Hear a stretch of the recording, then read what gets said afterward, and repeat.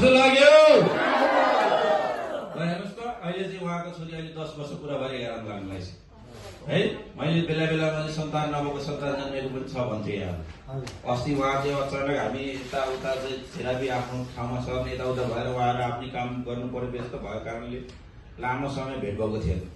फेरि अस्ति हामी अचानक भेट भइसके पछाडि मैले भने कि अहिले कहाँ बस्नुहुन्छ, के गर्दै हुनुहुन्छ, नानी कत्रो भयो सोधेको थियौँ। अनि फागुनको चाहिँ 19 गते होइन ठ्याक्कै चाहिँ बर्थडे छ भनेर चाहिँ भन्नुभयो। आज 10 पुरा भएर चाहिँ कति लाग्यो त 11 वर्ष लाग्यो है। अनि भनेर भन्नुभयो मैले चाहिँ बर्थडेको दिनमा यहाँ आउनुहोस्, हामी चाहिँ यहाँ चाहिँ सेन्टरमा चाहिँ बर्थडे मनाउनु पर्छ भनेको थियो। टक्क लगाएर हाम्रो चाहिँ त्यो कुरालाई सुनेर चाहिँ उहाँहरू यहाँ आउनुभयो है। ल ताली बजाइदिनु, स्वागत ताली बजाइदिनु है।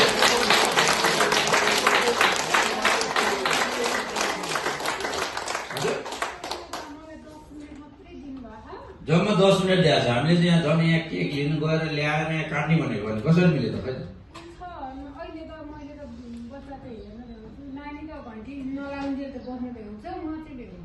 ए अझ आमा चाहिँ भ्याउँदैन त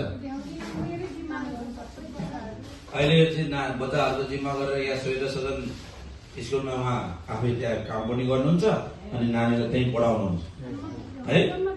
ल 10 मिनट हजुरले आफ्नो कुराहरू अलिकति भनिदिनुहोस् न। सबैलाई नमस्कार। मेरो नाम चाहिँ सीता सापकोटा हो। मेरो चाहिँ अब समस्या चाहिँ यो नानी अब भर्खर भर्ना भयो, नानी जन्मिन्छ भन्ने भयो गयो। टिचिङमा 2टा एउटा थापथली 3टा बच्चा गएर नपाउने भनेर बस्यो। रोग छ, अपरेसन गर्नुपर्छ भन्यो। अनि यसको लागि पैसा 60,000 पहिल्यै लाग्छ भनेको थियो 16 वर्ष अगाडि। अनि अब भयो भनेर सेक्दै बस्दै गरेर मैले थेरापीको मेसिन पनि किनी 6 मसित अझै पनि। अनि म 37 वर्षको हुँदा नानी एउटा नर्मल जन्मिन्छ भने अनि थेरापीमा आएर सेकेर रोग गएर 1 वर्षपछि जन्मिएको मेरो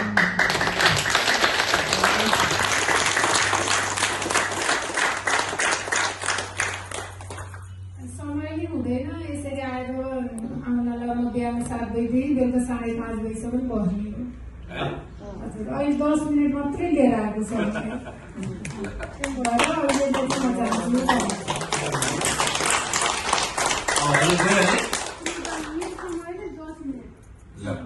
जम्मा 10 मिनट है। अनि नानी यो कुरा हजुरलाई थाहा छ? उसलाई भनेकै छैन। किन असर पर्ने झन् खुसी हुन्छ नि। अब त रोग ठिक भइहाल्यो नि होइन, ठिक भयो, सबै चिज मिल्यो। चक्लेट ल्याएर चाहिँ हामीलाई चक्लेट बाँड्न आउनुभएको छ है। ल ठिकै छ, ल ठिकै छ।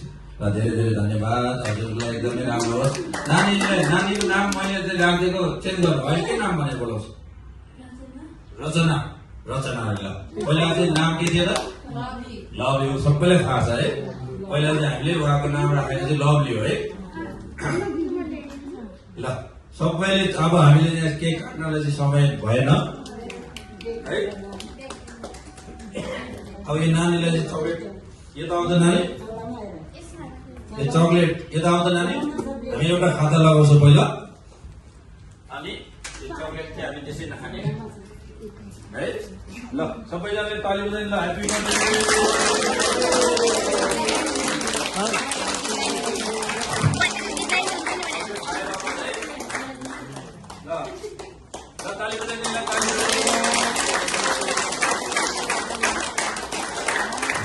त्यसो गरेर खाता एउटा लगाइदिए भयो। यो निकालेर चक्लेट यहाँ हाल्नुको लागि हामीले चक्लेट यसमा हालेर गर्नु। कसैले हजुरहरूले पनि थोरै थोरै चाहिँ होइन एउटा मुठी बोजिनु भयो भने चक्लेट त्यहाँ राखेर सबैले चक्लेट बाँडेर चाहिँ